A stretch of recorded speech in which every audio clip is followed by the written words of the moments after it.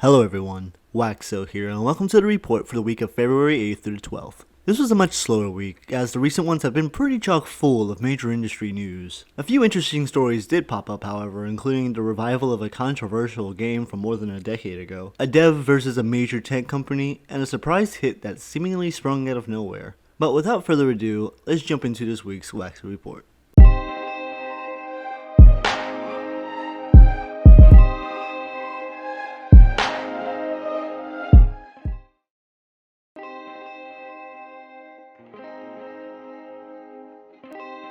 Earlier in the week, CD Projekt Red revealed that they had been attacked by an online hacker group. The group had reportedly stolen important files and source code for Cyberpunk 2077 and The Witcher 3.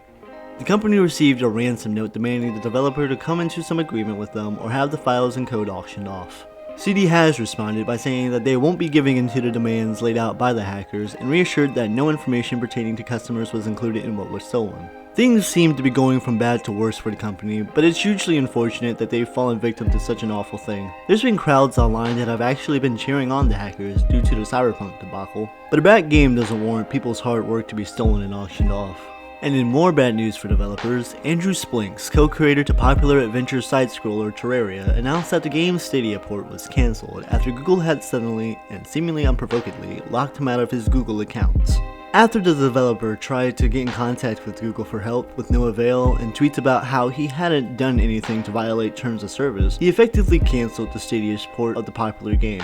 The scary thing about the story is just how suddenly you can lose tons of important files and information just out of the blue, which could be absolutely devastating to a content creator or anyone who relies on keeping data and information online. Makes you realize how important it is to back everything up whenever possible.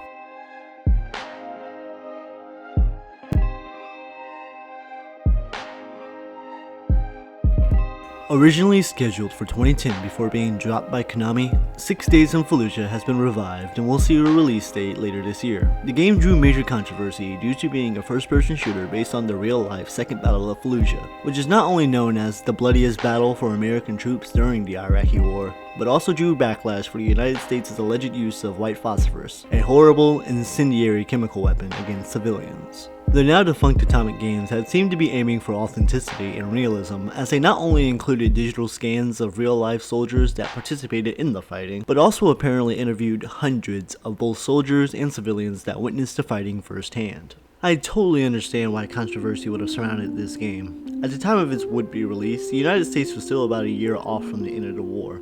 Also, when it came to military FPS, avoiding glorification wasn't heard of, at least not until 2012 Spec Ops The Line. Hell, shooters today still haven't even come close to reaching that level of understanding the horrors of war. But from seeing the work that was being done here, which seems to be trying to avoid glorifying the events and rather telling both the soldiers and the civilian perspectives of the fighting, I'll definitely keep an eye on this one to see just how they tackle this and see if they do hit that balance of realism and non-glorification that they seem to be aiming for. To even further my confidence in how they're going to handle this game, in a recent IGN article, the developers actually stated that some of the proceeds will be going to causes that helped those affected by the fighting more than 17 years ago. Currently being developed by Victura, the revival of Atomic Games consisting of ex-Halo devs, 6 Days in Fallujah will release later this year.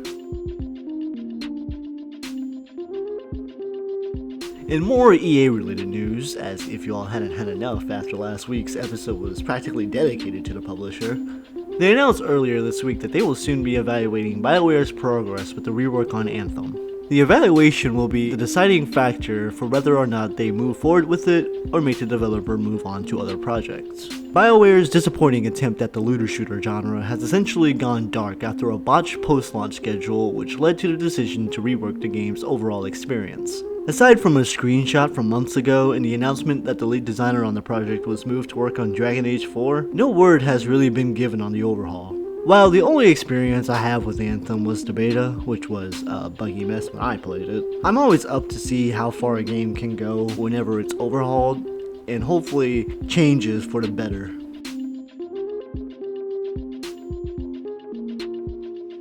In non-AAA news, recent indie release Valheim, an open-world survival Viking game that launched earlier this month on Steam, has seen pretty tremendous success for developer Coffee Stain. Aside from holding a consistent high streamer count on Twitch, the game has made more than 1 million sales in a week. It's always good to hear a small indie game garner such success. There's just been this resurgence in interest in the survival genre, as prior to Valheim, Rust also made a large comeback earlier in the year. We must just be seeing a total resurgence in the genre as a whole, especially with the sequel to the breakout hit The Forest also coming later this year, which I'm sure will also be yet another major success. With absolutely no AAA releases in the upcoming week, or anything that particularly caught my eye, we were, however, given the release date for the much anticipated Ratchet and Clank sequel, Rift Apart. Revealed back in the Sony Summer event, fans were delighted to see Insomniac return to their beloved flagship franchise after the success of 2018's Spider-Man. Set to be a PS5 exclusive, Ratchet and Clank will release this summer on June 11th. We also got brand new gameplay from the Chinese indie game Black Myth Wukong, an action Soulsborne based on Journey to the West and stars the mythological Sun Wukong. This game blew up in popularity last year when it was revealed, as it captivated gamers with its stunning visuals and awesome combat. The trailer is in celebration of the Chinese New Year and offers up a new look at the promising title. Unfortunately, it doesn't seem like we'll be getting our hands on Game Science's breakout title until at least 2023, but hopefully the dev keeps dropping videos like this from time to time to hold us over. And that's where I'm going to end this week's Waxo Report. As for upcoming content, I'm currently nearing the end of a script covering a game that, though it hasn't aged well in a lot of ways, does cover some themes that I think are never really brought up either in its genre or in games as a whole. So definitely keep your eyes open for that in the near future. If you're new to the channel, be sure to subscribe and hit the bell so you get notifications for new content. And be sure to check out some of the older videos to get a feel for what the channel is as a whole. And that's all I've got for you today though. So until next time, take it easy.